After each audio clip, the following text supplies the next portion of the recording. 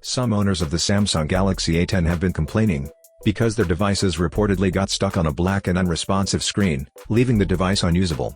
This problem seems very common nowadays, and while it may seem like a serious hardware issue, it's really just a minor firmware-related problem.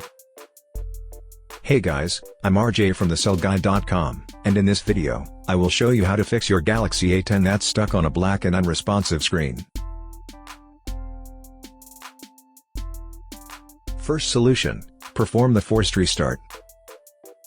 Most of the time, when a device gets stuck on a black screen, it's just due to a firmware crash. This issue occurs more often than not, and when it happens, your phone may seem like a serious hardware issue. But don't worry, it's fixable, and here's what you need to do about it.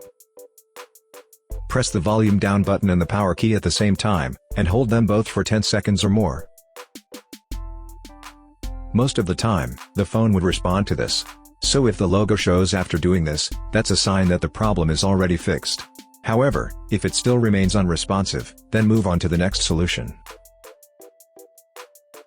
Second solution: charge your phone and do the forced restart.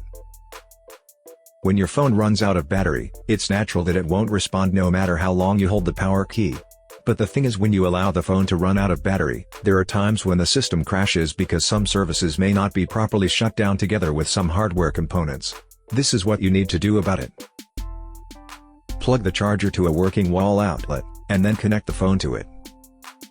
Regardless of whether the phone shows the charging symbol or not, leave it connected to the charger for at least 10 minutes. While the phone is still connected to the charger, press and hold the volume down button and the power key at the same time, and hold them both for 10 seconds or more.